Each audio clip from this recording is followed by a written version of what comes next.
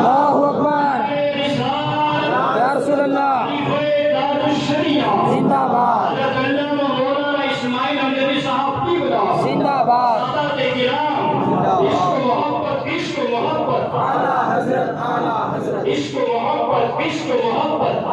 حضرت اعلیٰ یا رسول اللہ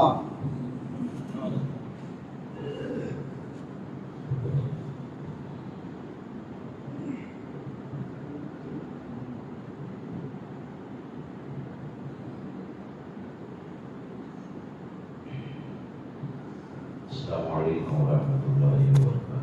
وعلیکم السلام ورحمۃ اللہ وبرکاتہ۔ الحمد لولیہ والصلاۃ والسلام علی نبیہ اما بعد۔ اعوذ باللہ من الشیطان الرجیم، بسم اللہ الرحمن الرحیم۔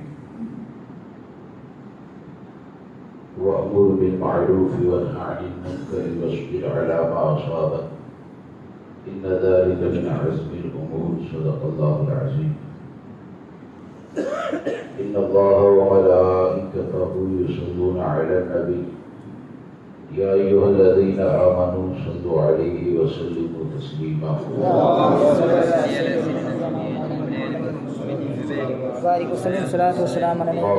صل على سيدنا ومولانا محمد معدن الجود والكرم وآله الكرام وأصحابه العظام وابنه الكريم وبارك وسلم۔ صلاة وسلام عليك يا سيدي يا رسول الله صلى الله تبارك وتعالى عليك وسلم۔ سامعین کرام و رفیقان گرامی، ہم اور آپ یہاں پر امام اہل سنت کنز الکرامت جبل الاستقامت آیات من آیات رب العالمین و معجزات من معجزات سید المرسلین سرکار سیدی امام احمد رضا فاضل بریلوی رضی اللہ تبارک و تعالیٰ کی بارگاہ میں خراج عقیدت پیش کرنے کے لیے حاضر ہیں۔ اللہ تبارک و تعالیٰ مجھے، آپ کو، ہم کو، ہماری قیامت تک آنے والی نسلوں کو دل سے امام اہل سنت کی تعلیمات پر عمل کی توفیق عطا فرمائے۔ آمین۔ چند باتیں آپ کے سامنے عرض کرتا ہوں۔ امام احمد رضا فاضل بریلوی رضی اللہ تبارک و تعالیٰ کی ذات وہ ذات ہے جو محتاج تعارف نہیں۔ بے شک۔ آج کے وقت میں ضرورت اس بات کی ہے کہ ہمارے ایمان اور عقیدے کی حفاظت کے لیے صرف زبانی طور پر مسلکی اعلیٰ حضرت کا نعرہ نہ لگایا جائے۔ ایسا نہ ہو کہ بورڈ تو مسلکی اعلیٰ حضرت کا لگا ہو اور مال کچھ اور بیچا جا رہا ہو۔ اللہ تبارک و تعالیٰ سے ڈرنا چاہیے،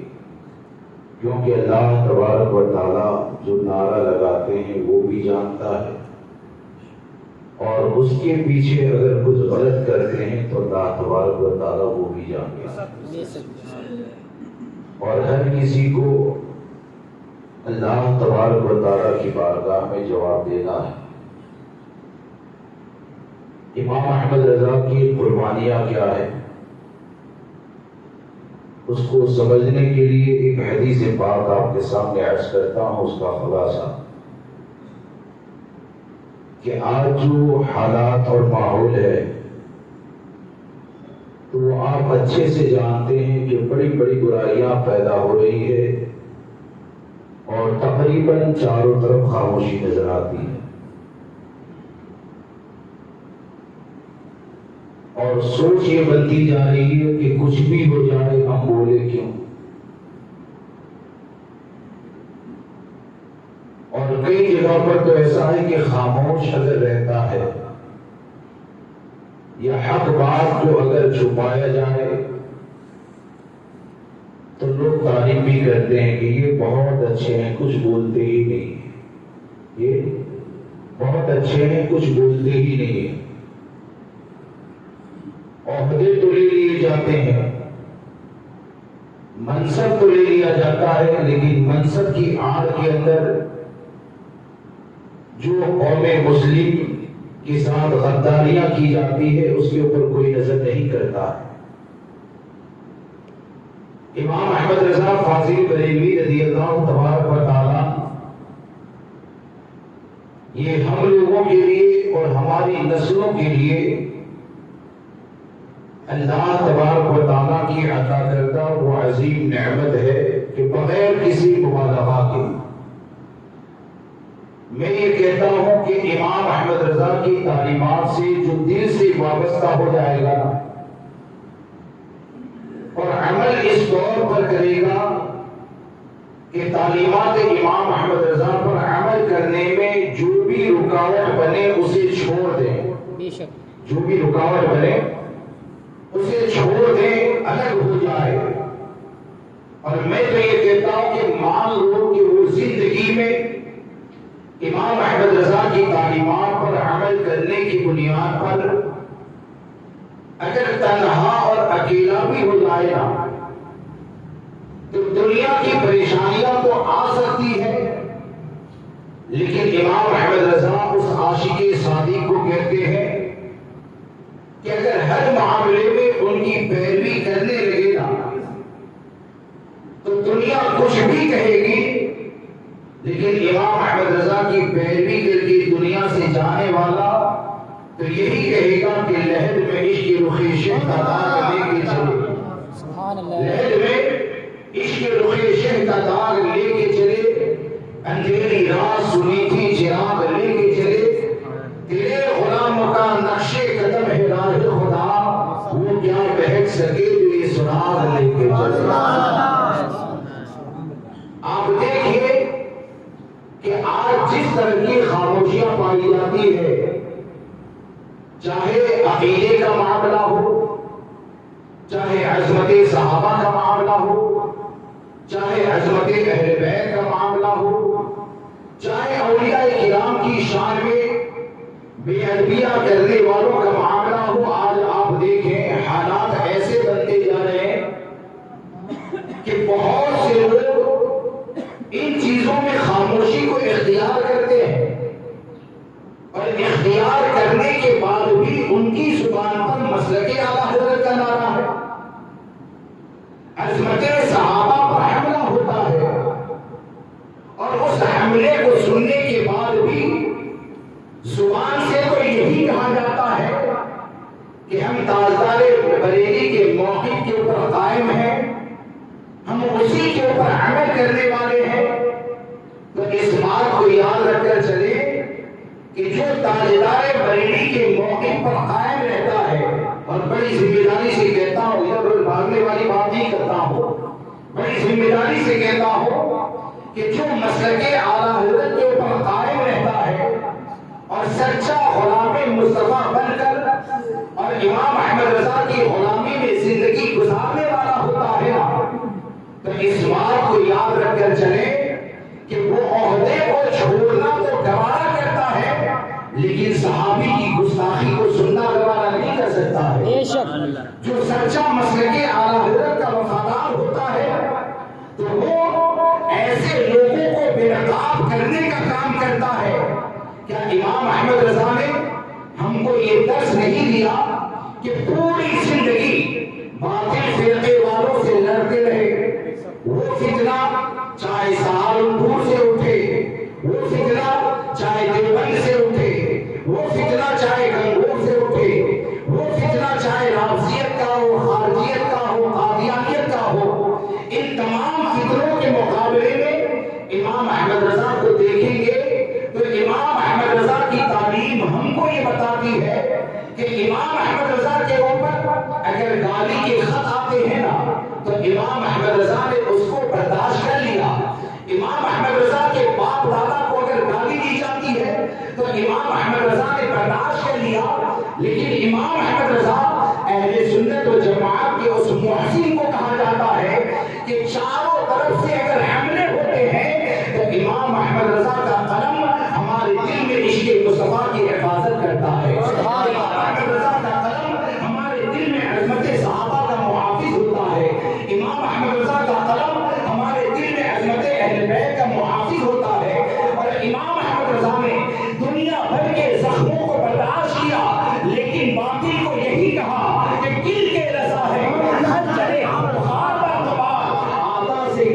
خیر منائے نشر کرے. سبحان اللہ سبحان اللہ. یہ امام احمد رضا فاضل بریلوی رضی اللہ تبارک و تعالیٰ ہے.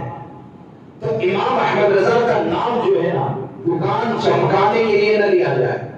دکان الحمدللہ ہم امام احمد رضا کا صدقہ کھاتے ہیں کھاتے رہیں. امام احمد رضا کا صدقہ کھاتے ہیں اور انشاءاللہ کھاتے رہیں گے. امام احمد رضا کی ذات کیا ہے اور آپ کا احسان کیا, اور برائیوں کے مقابلے میں بالخصوص دیوبندیت,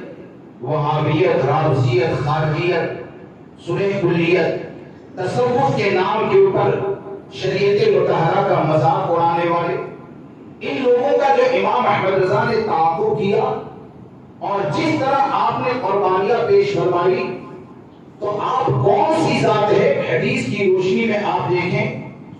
کہ حدیث پاک ہے اس کا خلاصہ, اور ہم کو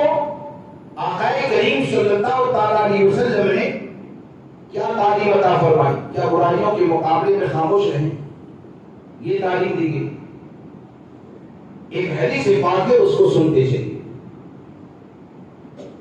اس حدیث پاک میں نبی اکرم صلی اللہ تعالیٰ علیہ وسلم نے 3 لوگوں کی مثال بیان فرمائی. ایک وہ جو اللہ کی حدوں میں مداخلت کرنے والا ہے, چکنی چپڑی باتیں کرنا, کچھ بھی کرو لیکن تم تو بہت اچھے ہو. ایک ہے دین کی باتوں میں حدود اللہ میں مداخلت کرنے والا. دوسرا وہ جو اللہ کی حدوں کو توڑنے والا ہے. اور تیسرا وہ گروہ جو اللہ کے حدوں کی حفاظت کرنے والا ہے. یہ 3 گروہ کی مثال آقا کریم صلی اللہ تعالیٰ علیہ وسلم نے بیان فرمائی. اس حدیث کو سمجھ لیے اور امام احمد رضا کی قربانیوں کو اگر جان لیے تو ہم آج اس بات کا عہد کریں کہ ہم جس سے بھی محبت کریں گے شریعت کے دائرے میں ہی محبت کریں گے. شریعت جس کو گلے لگانے کے لیے کہے گلے لگایا جائے, ٹھکرانے کے لیے کہے اس کو ٹھکرا دیا جائے. تو آگے ہمارے آقا صلی اللہ تعالیٰ علیہ وسلم نے 3 گروہ کی مثال بیان فرمائی کہ یہ سفر کے لیے جانے والے تھے, کشتی میں اندازی کی گئی, چیٹھی اچھالی گئی, یعنی کون گروہ کہاں پر رہے گا. ایک کا نمبر پہلی منزل میں آیا, ایک کا دوسری میں آیا, ایک کا تیسری میں آیا. سفر ہونے لگا, سفر ہونے لگا. اب سفر جب ہونے لگا نا تو جو پہلی منزل والا تھا, جو پہلی منزل والا تھا,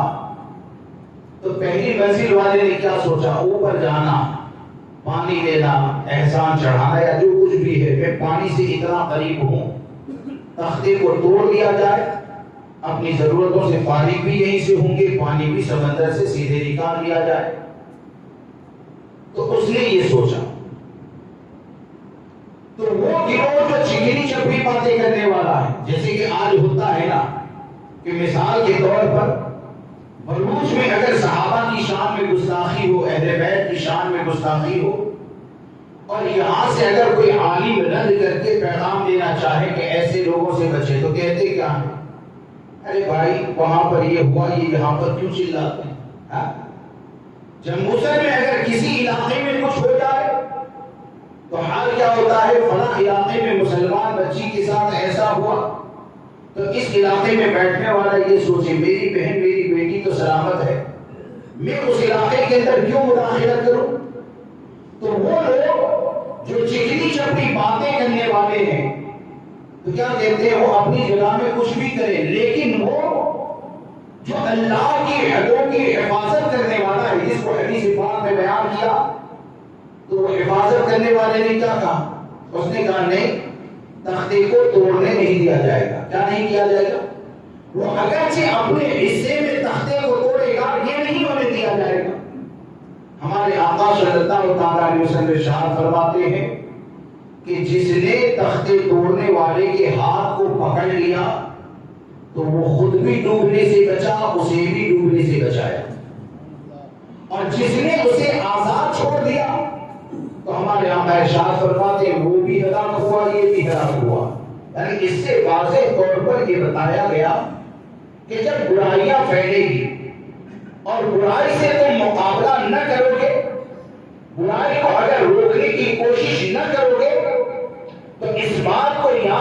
چلنا کہ آج جو برائیاں دوسرے شہر میں نظر آتی ہے نا، خاموش رہے تو کل تمہارے شہر میں بھی آ سکتی ہے. آج جو دوسرے محلے میں نظر آتی ہے، اگر خاموش رہے تو تمہارے محلے میں بھی آ سکتی ہے. اب آپ دیکھیں کہ امام احمد رضا فاضل بریلوی رضی اللہ تبارک و تعالیٰ کی فضیلت کو اس حدیث مبارکہ کی روشنی میں ملاحظہ فرمائیں کہ امام احمد رضا برائیوں کے مقابلے میں کھڑے رہنے والی کی ذات کو کہا جاتا ہے. امام احمد رضا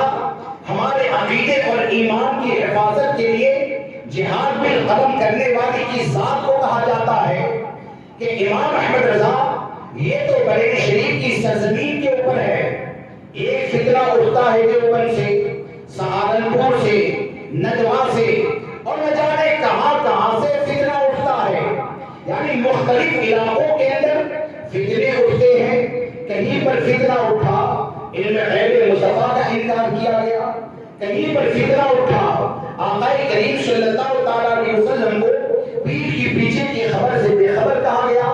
کہیں سے فتنہ اٹھا صدیق اکبر رضی اللہ تبارک و تعالیٰ کی افضلیت کا انکار کر دیا گیا. غلام احمد قادیانی پیدا ہوا، اس نے نبوت کا دعویٰ کر دیا. تصوف کے نام کے اوپر جھوٹے صوفی اتنی کثرت سے پیدا ہو گئے کہ معاذ اللہ رب العالمین صوفیاء کرام کے نام کے اوپر شریعت مطہرہ کا مذاق اڑانے لگے. اب امام احمد رضا اللہ کے حدوں کی حفاظت کرنے والی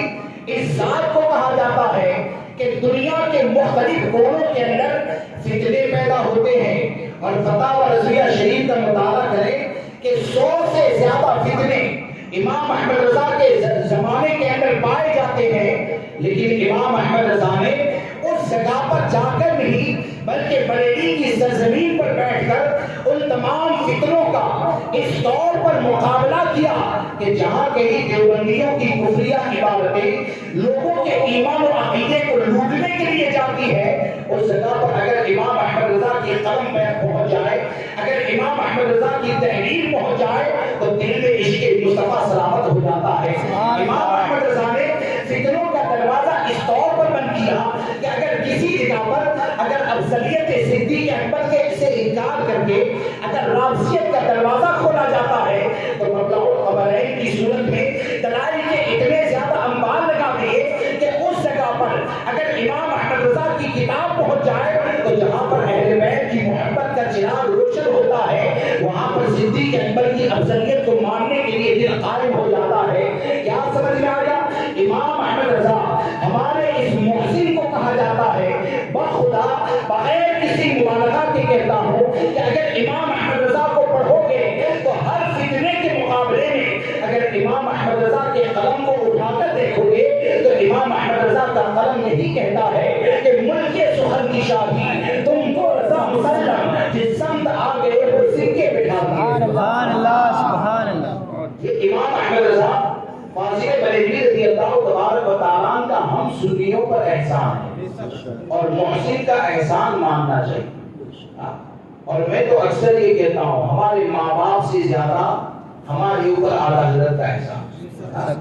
ہمارے ماں باپ سے زیادہ اعلیٰ حضرت کا ہمارے اوپر احسان ہے. ہمارے ماں باپ ہمارے وجود کا ذریعہ ہے. اور امام احمد رضا اندھیروں سے نکل کر اجالوں میں ڈالنے والی ذات. امام احمد رضا وہ ہے کہ آپ کا قلم ہم کو گمراہیت سے بچاتا ہے، بدمذہبیت سے بچاتا ہے، اللہ کی بارگاہ کے محبوبوں کی شان میں بے ادبی سے بچاتا ہے. تو یقیناً امام احمد رضا ہمارے بہت بڑے محسن ہیں. اب آپ دیکھیں کہ سرکار سیدی اعلیٰ حضرت فاضل بریلوی رضی اللہ تبارک و تعالیٰ کہ آپ سے ہم تمام حضرات فیض حاصل کرنا چاہتے ہیں نا؟ بے شک. کتنے لوگ چاہتے ہیں؟ سبھی چاہتے ہیں کہ اعلیٰ حضرت سرکار کا فیض ہم کو ملے.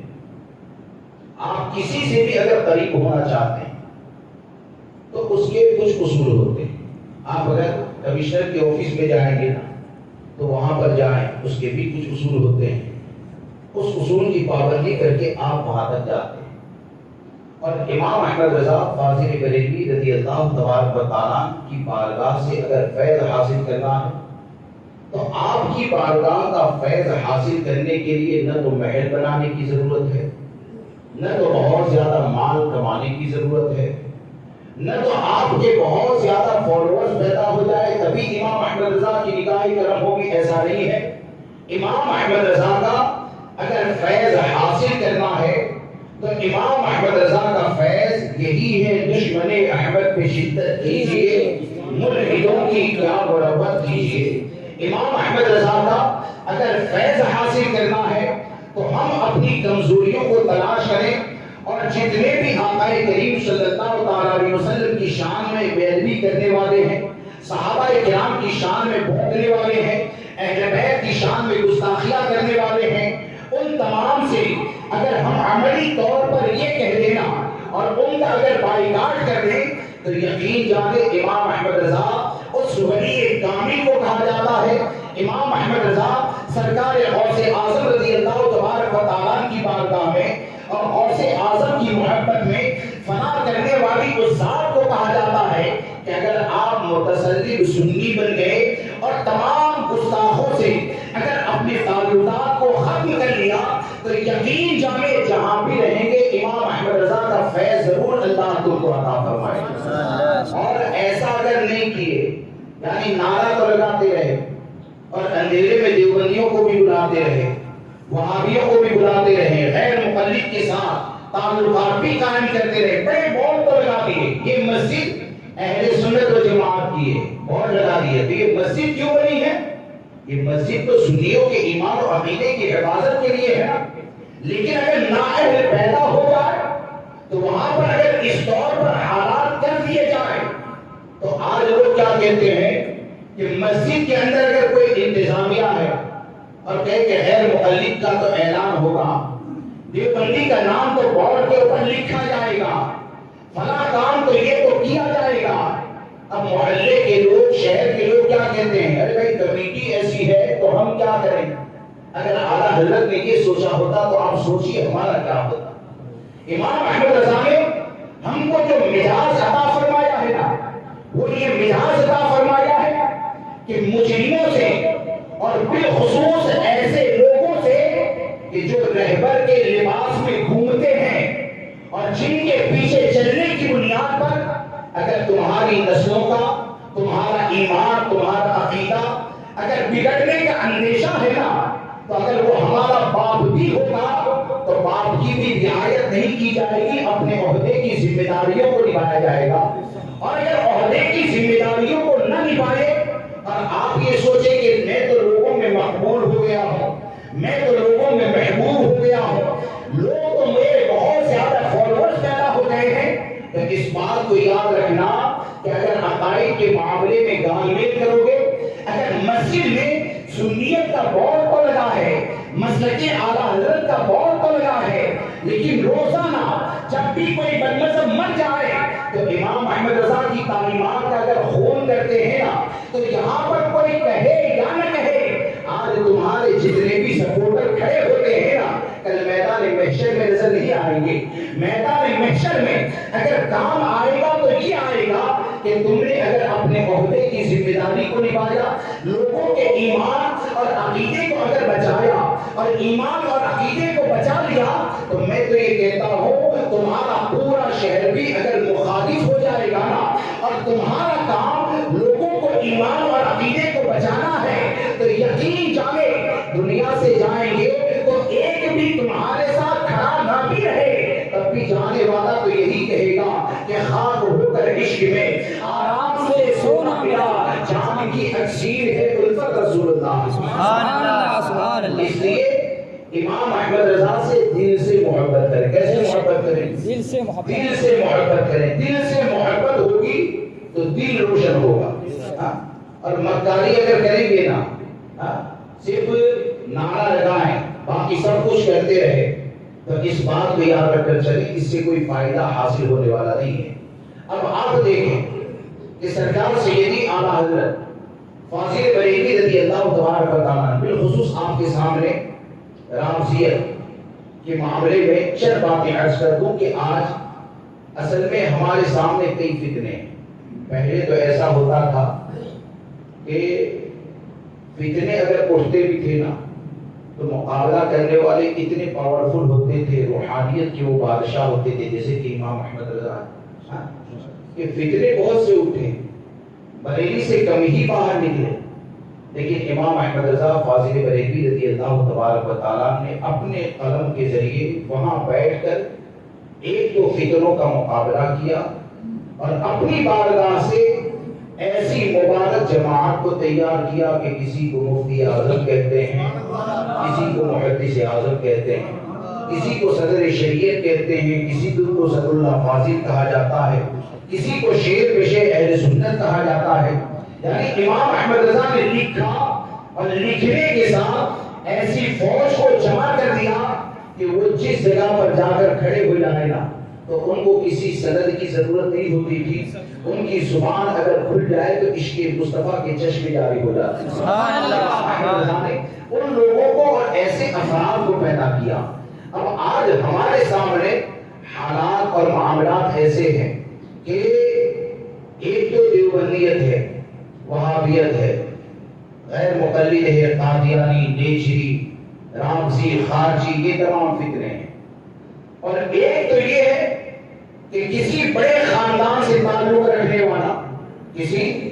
بڑے خاندان سے تعلق رکھنے والا، یعنی پی دھرم سلطان کو بے نواب بادشاہ تھا، وہ بادشاہ تھے تو بادشاہ مانتے ہیں نا، لیکن تم فقیر ہو گئے تو کیا بادشاہی مانتے رہیں گے؟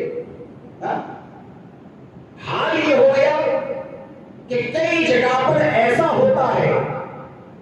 کہ اہل سنت و جماعت کا لیبل لگا ہے،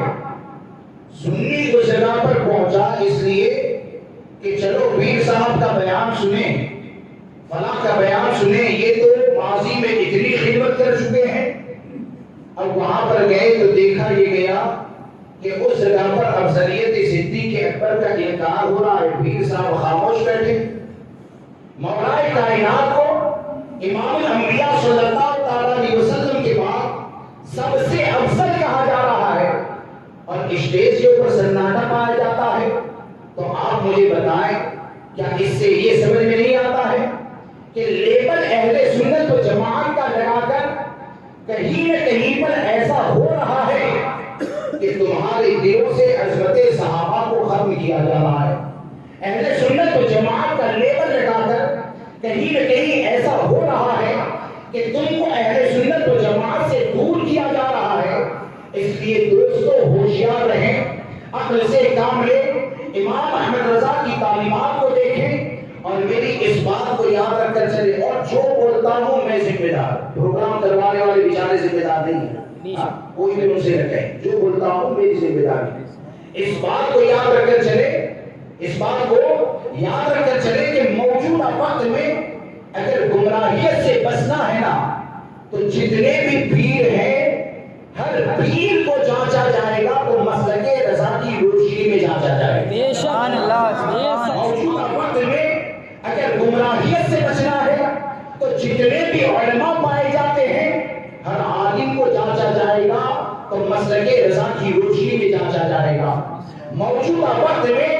جتنے بھی سادات کرام پائے جاتے ہیں ہر سید سے ہم محبت کرتے ہیں، اور اس بات کو میں اکثر کہتا ہوں کہ جو امام احمد رضا کا غلام ہے نا تو اس غلام کی گھٹی میں الحمدللہ خاندان اہل بیت کی محبت پائی جاتی ہے۔ اس لیے ہم کو درس دینے کی کوشش نہ کریں، ہم اتنا کہتے ہیں کہ امام احمد رضا اس عاشق اہل بیت کو کہا جاتا ہے کہ امام احمد رضا نے عشق اہل بیت کے اندر جو اشعار لکھے ہیں نا، بڑے بڑے اہل بیت سے اگر دعویدار کو لائیں گے اور ان کے کلام کو تلاش کریں گے نا تو امام احمد رضا کے کلام کا ذرہ بھی نظر نہیں آئے گا۔ ہم کو ہمارے امام نے خاندان اہل بیت سے محبت کا یہ درس دیا کہ جب آپ نے لکھا تو کیا یہ نہیں لکھا کہ نور بنت نور زوج نور ام نور نور نور مطلق کی کنیز اللہ رہنا نور۔ امام احمد رضا نے سیدہ فاطمہ الزہرا رضی اللہ تبارک و تعالیٰ عنہا کی نسبت کے اوپر لکھا تو کیا امام احمد رضا نے یہ نہیں فرمایا کہ خود خیر الرسول سے ہے جس کا خبیر اس کی بیلوس فیلت بے لاکھوں سلام۔ امام احمد رضا نے سیدہ کے تقویٰ کے اوپر لکھا تو کیا یہ نہیں فرمایا کہ جس کا چہرہ نہ دیکھا مہو محرے اس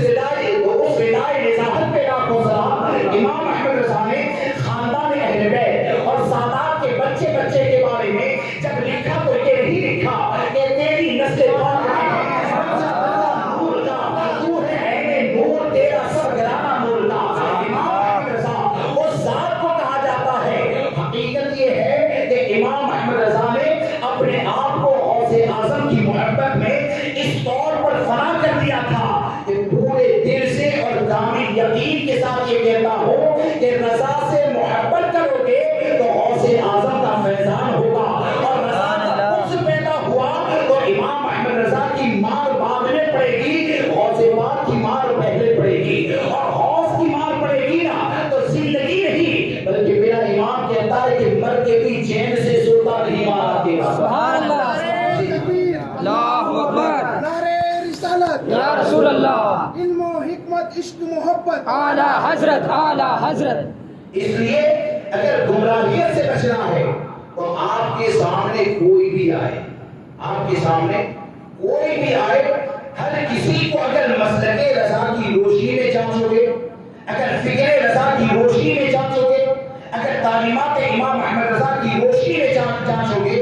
तो इस बात को याद रखकर चले इंशाअल्लाह न कभी सहाबा के गुस्ताख होंगे, न कभी अहले बैत के होंगे, न औलिया के होंगे, न उलमा के होंगे, बल्कि इंशाअल्लाह अज़्ज़ा व जल दुनिया में रहोगे तो उनकी मोहब्बतों के सदक़े में ईमान के साथ रहोगे, और दुनिया से जाओगे तो ईमान के साथ जाओगे, और दुनिया से जब ईमान के साथ गए तो मैं तो ये कहता हूँ कि इमाम अहमद रजा के मसलक पर, आपकी तालीमात पर अमल करने में अगर तन्हावी हो गए, और मैं तो ये कहता हूँ कि अगर दुनिया में कुछ भी जमा नहीं कर पाए तो हो सकता है कि दुनियादार ये कहे कि इसने आखिर दुनिया में किया क्या, झोंपड़े में रहा, 2.5 गज जमीन के अंदर गया, वो बेवकूफ क्या जानता है कि तुझे 2.5 गज जमीन नजर आती है। अगर इश्क़ रसूल, इश्क़ सहाबा, इश्क़ अहले बैत, इश्क़ औलिया अगर सलामत रह जाए ना तो तुझे वो 2.5 गज जमीन नजर आती है, लेकिन वो 2.5 गज जमीन में वो सुकून है कि दुनिया के किसी महल में नहीं पाया जाता है।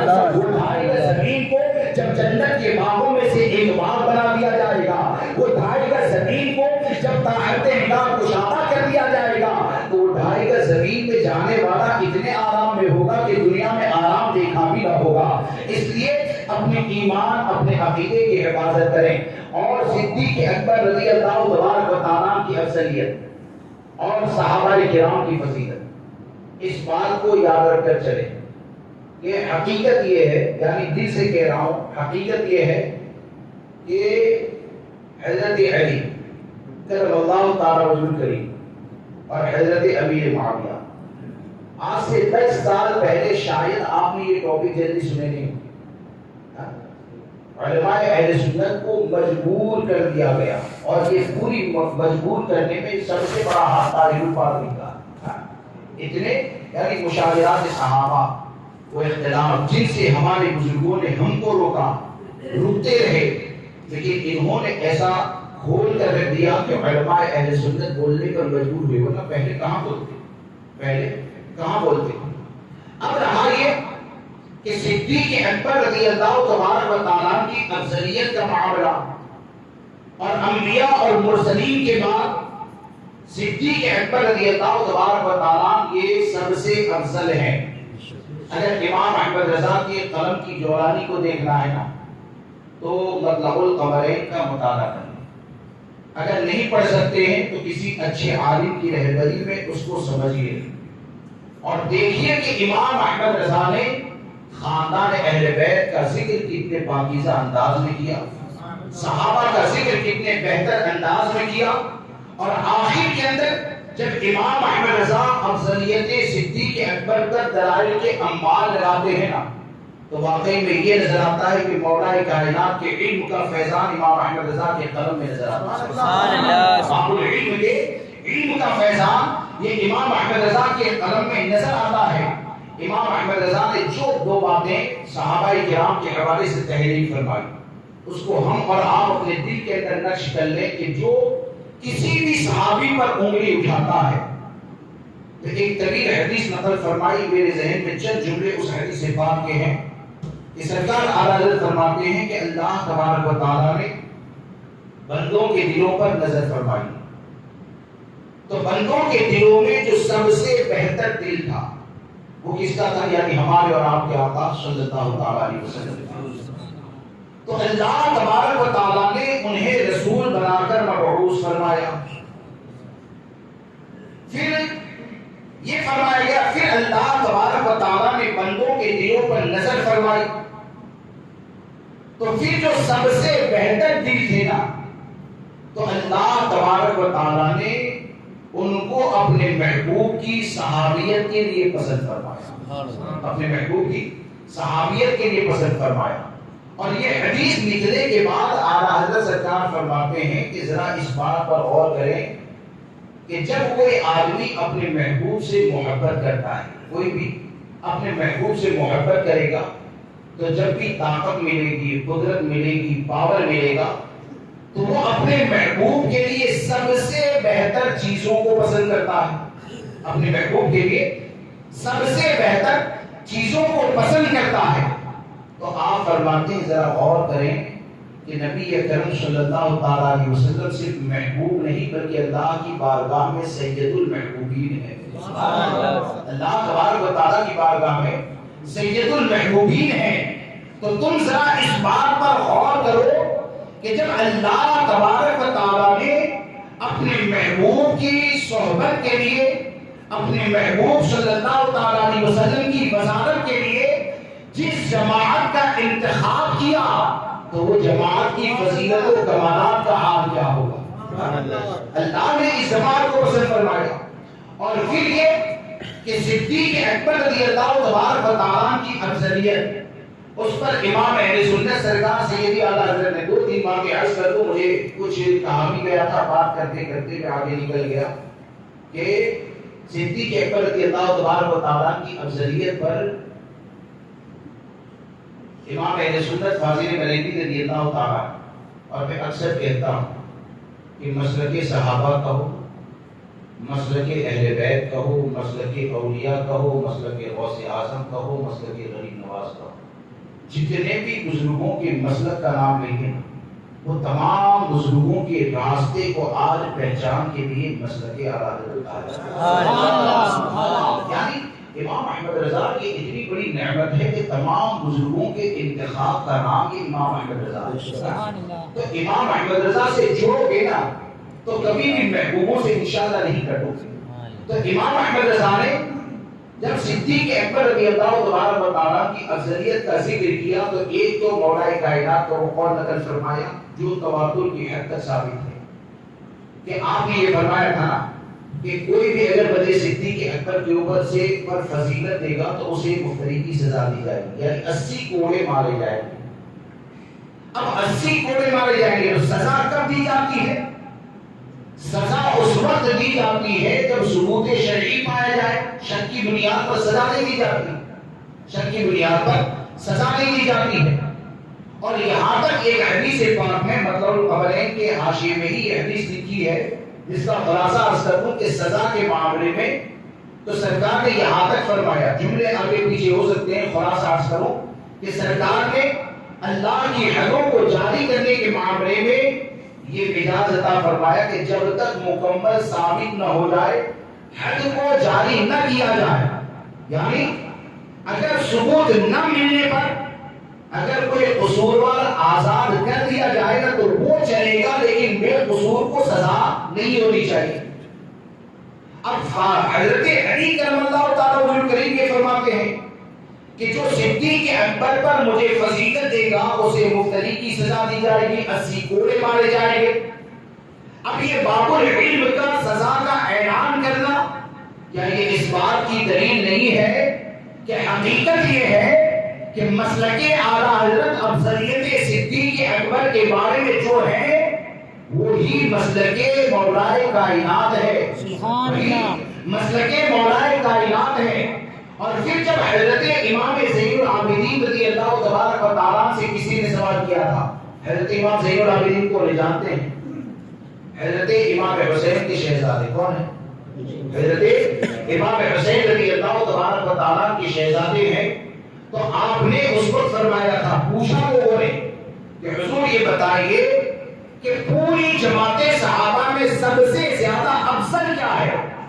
تو حضرت امام زین العابدین رضی اللہ تبارک و تعالیٰ نے مختصر اور جامع جو جواب ارشاد فرمایا تھا نا، وہ جواب یہ تھا کہ جس کو ہمارے نانا جان نے اپنے پہلو میں جگہ عطا فرمائی وہ سب سے افضل ہے، جس کو ہمارے نانا جان کے پہلو میں جگہ عطا فرمائی وہ سب سے افضل ہے. اس سے بھی کیا سمجھ میں آیا کہ حقیقت یہ ہے کہ جو مولائے کائنات کے دامن سے وابستہ رہنا چاہتا ہے, جو حسنین کریمین کے دامن سے وابستہ رہنا چاہتا ہے, جو امام زین العابدین کے دامن کرم سے وابستہ رہنا چاہتا ہے, اور جو تمام بزرگوں کے مسلک کے اوپر قائم رہنا چاہتا ہے, تو تمام بزرگوں کے دامن سے وابستہ رہنے کا راستہ یہ ہے کہ مسلک اعلیٰ حضرت پر قائم ہو جاؤ, تعلیمات امام احمد رضا کے اوپر قائم ہو جاؤ. اور پھر سرکار اعلیٰ حضرت فرماتے ہیں کہ صدیق اکبر رضی اللہ تبارک و تعالیٰ کی افضلیت پر تو اس طور پر اجماع صحابہ پایا جاتا ہے, اس طور پر اجماع صحابہ پایا جاتا ہے کہ آپ نے ایک حدیث نقل فرمائی کہ آپ فرماتے ہیں کہ سرکار صلی اللہ تعالیٰ علیہ وسلم جب وعظ و نصیحت فرماتے ہیں تو صحابہ کرام کی جماعت مثل کنگر کے ایسے اس طرح بیٹھ جاتے ہیں, مثل کنگر کے بیٹھ. لیکن کبھی اگر ایسا ہو, یعنی سرکار صلی اللہ تعالیٰ علیہ وسلم نے کبھی اعلان نہیں فرمایا کہ صدیق اکبر کے لیے جگہ خالی ہوگی, نہ صدیق اکبر نے کبھی کہا, لیکن یہ کہ کسی محفل میں اگر صدیق اکبر رضی اللہ تبارک و تعالیٰ موجود نہ ہو اور سرکار صلی اللہ تعالیٰ علیہ وسلم اگر واضح و نصیحت کرنا شروع کر دینا تو تمام صحابہ کسی بھی جگہ پر بیٹھ جاتے تھے, لیکن پوری جماعت صحابہ میں سے کوئی بھی صدیق اکبر کی جگہ پر بیٹھتا ہی نہیں تھا. پوری جماعت صحابہ کوئی بھی صدیق اکبر کی جگہ پر بیٹھتا ہی نہیں تھا, چاہے وہ فاروق اعظم ہو, چاہے عثمان غنی ہو, چاہے مولائے کائنات ہو, چاہے حضرت ابو ہریرہ, کوئی بھی صحابی. صدیق اکبر اگر نہ آئے تو ہر صحابی ان کی جگہ کو خالی رکھتا تھا. اب امام احمد رضا فرماتے ہیں جب صدیق اکبر آ جاتے نا تو اپنی جگہ پر آ کر بیٹھ جاتے. اب حال اور معاملہ کیا ہوتا کہ پہلے تو سرکار صلی اللہ تعالیٰ علیہ وسلم سب کے چہروں کی طرف دیکھ کر واضح و نصیحت فرماتے, لیکن صدیق اکبر آ جاتے تو صدیق اکبر کا چہرہ دیکھتے اور واضح و نصیحت فرماتے. تو اس سے کیا سمجھ میں آیا کہ کسی بھی صحابی کا صدیق اکبر کی جگہ پر نہ بیٹھنا, تو کیا اس سے یہ سمجھ میں نہیں آتا ہے کہ وہ صحابہ میں صحابہ بھی پائے جاتے ہیں اور اہل بیت بھی پائے جاتے ہیں, جو اہل بیت بھی ہے صحابی بھی ہے. تو نہ تو اہل بیت میں سے کوئی بیٹھتا ہے, نہ تو صحابہ میں سے کوئی بیٹھتا ہے, تو کیا اس سے یہ سمجھ میں نہیں آتا ہے کہ پوری جماعت صحابہ کا مسلک وہی ہے جسے آج پہچان کے لیے مسلک اعلیٰ حضرت کہا جاتا ہے. پوری جماعت صحابہ کا مسلک وہی ہے جسے آج پہچان کے لیے مسلک اعلیٰ حضرت کہا جاتا ہے. اور بہت سی دلیلیں آپ نے نقل فرمائی. ایک اور آپ کے سامنے روایت عرض کر دوں کہ ایک اور حدیث آپ نے نقل فرمائی کہ سرکار صلی اللہ تعالیٰ علیہ وسلم واضح و نصیحت فرماتے تھے, یعنی صدیق اکبر اور فاروق اعظم کی افضلیت کیا ہے. آپ فرماتے ہیں کہ پوری جماعت صحابہ, اور آپ نے علماء سے سنا بھی ہوگا کہ پوری جماعت صحابہ اس طور پر ادب کے ساتھ بیٹھتی تھی کہ ایسا لگتا تھا کہ ان کے سروں پر پریدے رکھے ہوئے اڑ جائیں.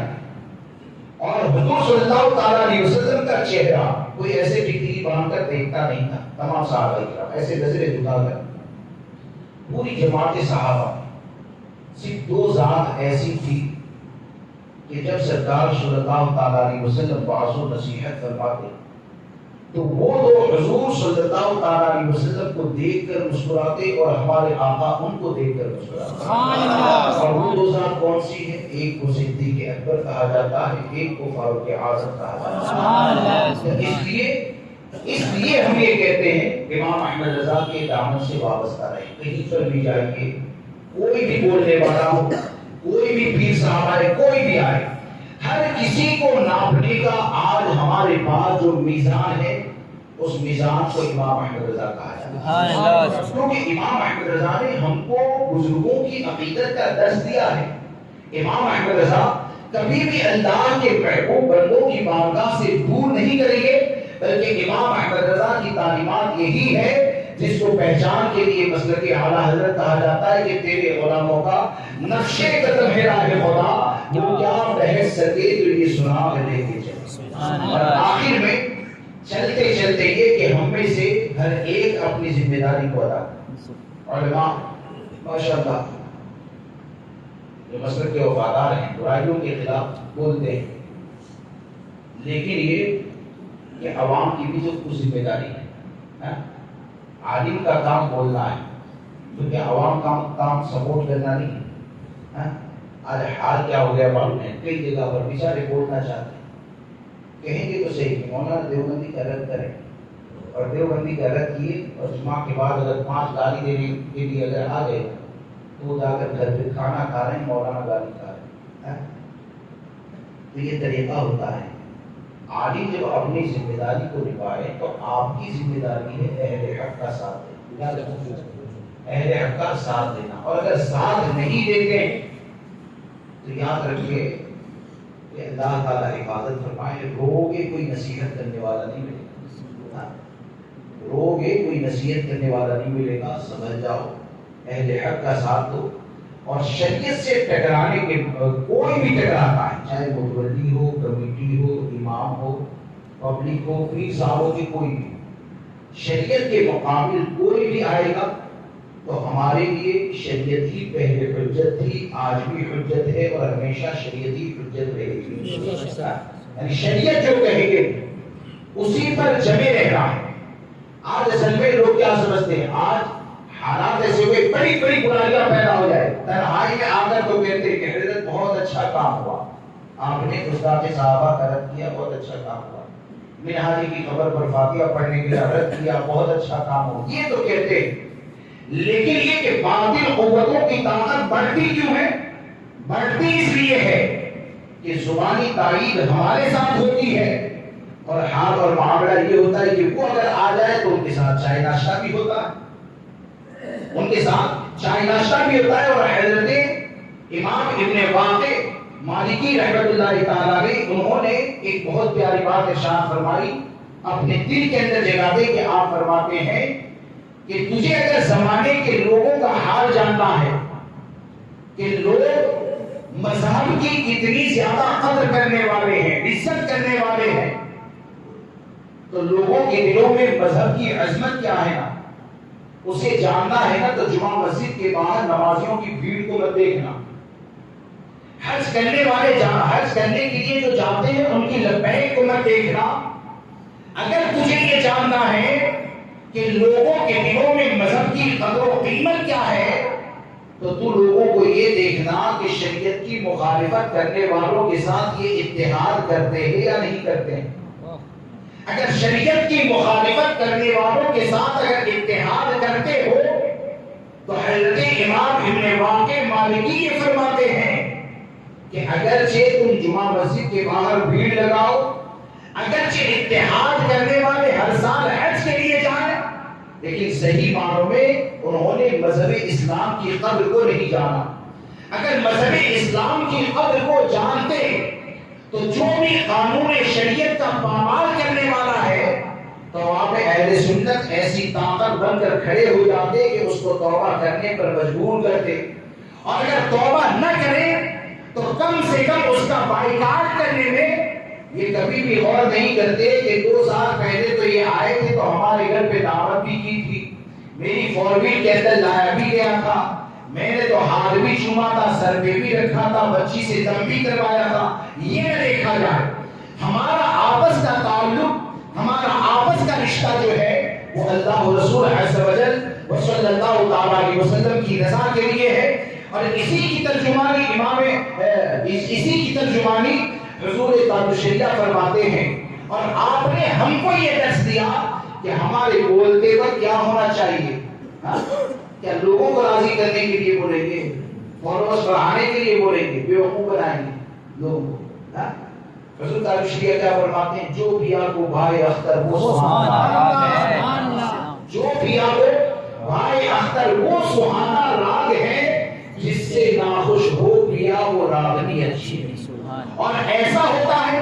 کہ حق پر قائم رہنے کی بنیاد پر اگر اکیلے ہو جاتے ہیں، پریشانیاں اگر بڑھتی جاتی ہیں تو حضور تاج الشریعہ نے اس کا نسخہ بھی ہم کو یہ عطا فرمایا کہ پریشانیاں جتنی زیادہ بڑھ جائے اپنے دل میں عشق مصطفیٰ صلی اللہ تعالیٰ علیہ وسلم میں اضافے کے لیے کوشش کرتے رہو. اور اسی لیے آپ نے فرمایا کہ اختر لگا یہ لو نبی کریم سے، اختر لگا یہ لو نبی کریم سے، کیا فکر اہل دنیا جو سارے بدل گئے. تو مسلک اعلیٰ حضرت پر قائم رہیں. اللہ تبارک و تعالیٰ مجھے آپ کو سب کو تعلیمات امام احمد رضا پر عمل کرنے کی توفیق عطا فرمائے. اور آخر میں چلتے چلتے یہ کہ اپنی ذمہ داریوں کو بچوں کے حوالے سے بھی ادا کریں. آج اصل میں ہمارے سامنے جو حالات اور جو معاملات ہیں، وہ حالات اتنے زیادہ بگڑ چکے ہیں کہ عیاشی کا راستہ دیکھیں، ڈرگس یا این ڈی یا ایم ڈی کچھ کہتے ہیں اس کا راستہ دیکھیں تو 14 سال کے بچے، 15 سال کے بچے، 20 سال کے بچے ان چیزوں کے شکار ہو رہے ہیں اور ماں باپ کو پتہ بھی نہیں ہوتا. اس کی وجہ کیا ہے؟ اس کی وجہ یہی ہے کہ جس طرح دوسرے عہدے میں عہدیدار اپنی ذمہ داری کو نہیں نبھاتا ہے تو نظام بگڑ جاتا ہے، اسی طرح باپ بھی ایک عہدہ ہے، منصب ہے اور بہت بڑا ہوتا ہے. ہم نے کیا یہ سمجھا کہ 20 سال کا نوجوان ہو گیا تو عہدے کے لائق ہو گیا؟ ایسا نہیں ہوتا ہے. اس کو یہ تو سمجھنا چاہیے کہ باپ بنا تو باپ کی ذمہ داریاں کیا ہوتی ہیں. فاروق اعظم رضی اللہ تبارک و تعالیٰ آپ فرماتے تھے آپ کی حکومت میں کہ اگر دجلہ فرات کے کنارے کوئی اونٹ ہلاک ہو جاتا ہے تو مجھے اس بات کا ڈر ہے کہ اگر اللہ تبارک و تعالیٰ نے اس اونٹ کی ہلاکت کے حوالے سے مجھ سے پوچھا تو میں کیا جواب دوں. اور یہاں پر اولاد ہلاک ہو رہی، ہم کو پتہ ہی نہیں. کیوں پتہ نہیں؟ حال یہ ہے کہ ہم پیسے سے کئی جگہ پر، میں کسی پر الزام نہیں رکھتا لیکن جو دیکھا ہے پیسے سے محبت اتنی زیادہ ہو گئی، اور خاص کر کے وہ لوگ کہ جدھر ہاتھ ڈالے ادھر سے اگر پیسہ نکلتا ہے نا تو وہ فخر محسوس کرتے ہیں. کیا محسوس کرتے ہیں؟ میں نے تو لڑکی کو 20,000 کا موبائل دلا دیا، میری طرح محبت کرنے والا کوئی لڑکی سے ہے ہی. میں نے تو لڑکے کو یہ دلا دیا، میرے لڑکے کے جیب میں تو 5,000 روپئے رہتے ہیں. لیکن وہ یہ نہیں سوچتا ہے کہ یہ محبت نہیں ہے، حقیقت میں اپنی اولاد پر ظلم ہے. حقیقت میں اپنی اولاد پر ظلم ہے. ہماری لڑکی کو ہم خرچے کے لیے پیسے نہ دیں اور وہ اچھا موبائل یوز کرے تو کیا پیسہ دے کر اچھا لگتا ہے؟ ہمارے لڑکے کو ہم 50 روپیہ دیتے ہیں اور وہ 500 روپیہ خرچ کر کے آتا ہے تو آپ یہ سوچتے ہیں کہ اس کو دوست اچھے مل گئے کہ 500 روپیہ خرچ کرواتے ہیں. یہ آپ کی ذمہ داری ہے کہ اللہ تبارک و تعالیٰ نے اولاد عطا فرمائی ہے تو اس کا محاسبہ کرے، اس کی ذمہ داریاں کا حق ادا کرے. فاروق اعظم رضی اللہ تبارک و تعالیٰ کو دیکھیں کہ ایک مرتبہ بیت المال کا یعنی جو کچھ بھی مال تھا وہ ختم ہو گیا تھا. حضرت ابو موسیٰ اشعری رضی اللہ تبارک و تعالیٰ بیت المال کو صاف کر رہے تھے، جھاڑو لگا رہے تھے تو 1 دینار یا درہم بچا تھا. سرکار فاروق اعظم رضی اللہ تبارک و تعالیٰ کے چھوٹے شہزادے وہاں سے بچے گزر رہے تھے. حضرت ابو موسیٰ اشعری نے وہ 1 دینار یا درہم ان کو دے دیا، فاروق اعظم کے بچے کو دے دیا. اب وہ گھر پر گئے اور جب وہ پیسہ دیکھا فاروق اعظم تو ہماری طرح نہیں، دوست نے دیا ہوگا، بڑے رات میں جا کر کچھ بھی کرے، عیاشی کرے. فاروق اعظم رضی اللہ تعالیٰ نے وہ دینار یا درہم کو دیکھ کر آپ نے فرمایا شہزادے یہ پیسہ کہاں سے آیا؟ بلکہ اس طرح گزر رہا تھا، حضرت ابو موسیٰ اشعری نے یہ دے دیا. آپ بچے کو لیتے ہیں واپس جاتے ہیں اور حضرت ابو موسیٰ اشعری رضی اللہ تبارک و تعالیٰ سے آپ فرماتے ہیں کہ کیا تجھے مدینہ منورہ میں میرے بچے سے زیادہ کوئی غریب نظر نہیں آیا؟ میرے بچے سے زیادہ کوئی غریب نظر نہیں آئے کہ تو نے میرے بچے کو دیا؟ اور کیا تم یہ چاہتے ہو کہ اس 1 دینار یا درہم کے بدلے میں پوری امت کا سوال کل میدان محشر میں مجھ سے کیا جائے؟ کیا تم یہ چاہتے ہو؟ تو یہ کیا فکر عطا فرمائی؟ ہمارے بزرگوں نے یہ فکر عطا فرمائی کہ ہم کو یہ چاہیے کہ ہم کو جن کا ذمہ دار بنایا گیا ہے، نگراں بنایا گیا ہے، ان کی نگرانی کریں، شریعت مطالعہ کے مطابق بنانے کی کوشش کریں. ایسا نہیں کہ جتنا مال آیا اتنا منافع کہیں پر بھی ہو، کیسے بھی ہو. آج تو آپ دیکھیں کہ کئی جگہوں پر اگر حساب بھی مانگا جائے نا، یعنی وقف کا مال ہوتا ہے اور حساب کی بات آئے تو نہ جانے کیا کیا حال ہو. اور ایک جگہ کی بات نہیں کرتا، ہزاروں جگہ پر ہی ہوتا. اور فاروق اعظم رضی اللہ تبارک و تعالیٰ اس ذات کو کہتے ہیں کہ آخری بات بتا کر بات کو ختم کر دوں کہ نگرانی کسے کہتے ہیں اولاد کی، کہ ایک مرتبہ فاروق اعظم رضی اللہ تبارک و تعالیٰ نکلتے ہیں،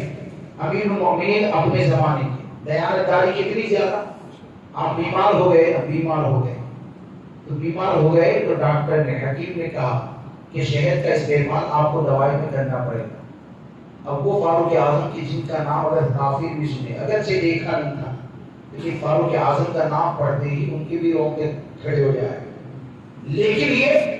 کہ اپنے زمانے کا امیر المومنین ہے، لیکن حکیم نے کہا شہد کا استعمال دوائی میں کرنا پڑے گا۔ امیر المومنین کے گھر میں شہد نہیں ہے، اور شہد نہیں ہے تو اسے لینے کے لیے فاروق اعظم مسجد نبوی شریف میں لوگوں کو جمع کرتے ہیں، اور جمع کرنے کے بعد آپ ارشاد فرماتے ہیں کہ دیکھو میں بیمار ہو گیا ہوں اور مجھے شہد کی ضرورت ہے، اگر تم اجازت دو تو بیت المال میں سے ضرورت کے مطابق شہد دو۔ یہ جو عہدے لے لیتے ہیں نا، میں تو فلاں ٹرسٹ کا مالک، میں تو فلاں ٹرسٹ کا، میں تو فلاں کا، ہر کسی کو سوچنا چاہیے، اللہ سے ڈرنا چاہیے۔ فاروق اعظم رضی اللہ تبارک و تعالیٰ وہ ہیں کہ آپ کے شہزادے ایک مرتبہ اونٹ بیچنے یا اونٹنی کو بیچنے کے لیے نکلے، تو آپ کا بازار سے گزر ہوا، یہ نگرانی کی بات کر رہا ہوں، بازار سے گزر ہوا تو اونٹنی کو دیکھا آپ کے شہزادے کے پاس، بہت موٹی تھی، تازہ تھی۔ فاروق اعظم نے فرمایا یہ اونٹنی کس کی ہے؟ بولے کہ حضور میری ہے۔ بولے کہ تمہاری اونٹنی تو بہت دبلی پتلی تھی، یہ اونٹنی اتنی موٹی تازی کیسے ہو گئی؟ بولے کہ گورنمنٹ کی جو چراگاہ ہے نا وہاں پر گھاس کھلاتا تھا۔ فاروق اعظم فرماتے ہیں کہ سرکاری جو چراگاہ ہے کیا اس لیے کہ امیر المومنین کے بیٹے کے اونٹ وہاں پہ گھاس کھائے؟ وہیں پر کھڑے رہ کر آپ نے اس اونٹنی کا سودا کیا، دبلی جو اونٹنی کی قیمت تھی اپنے لڑکے کو دیتے ہیں، باقی مال کو بیت المال میں داخل کرنا۔ سبحان اللہ، سبحان یہ ان لوگوں کی زندگیاں ہیں، اب وہ اتنی نگرانی کرتے تھے۔ تو حقیقت یہ ہے کہ اگر ہم اپنے بچوں کی تربیت کے حوالے سے کوشش کریں، برائیوں سے بچانے کے حوالے سے کوشش کریں، تو انشاءاللہ ضرورت اس کی برکتیں اللہ تبارک و تعالیٰ عطا فرمائے گا۔ اللہ تبارک و تعالیٰ مجھے آپ کو سب کو عمل کی توفیق عطا فرمائے۔ بولنے میں جانے انجانے اگر مجھ سے کوئی بھی غلطی ہو گئی، آپ سب کو گواہ بنا کر دل کی گہرائی سے توبہ کرتا ہوں۔ استغفر اللہ رب من کل ذنب واتوب الیہ، لا الہ الا اللہ محمد رسول اللہ صلی اللہ علیہ وسلم۔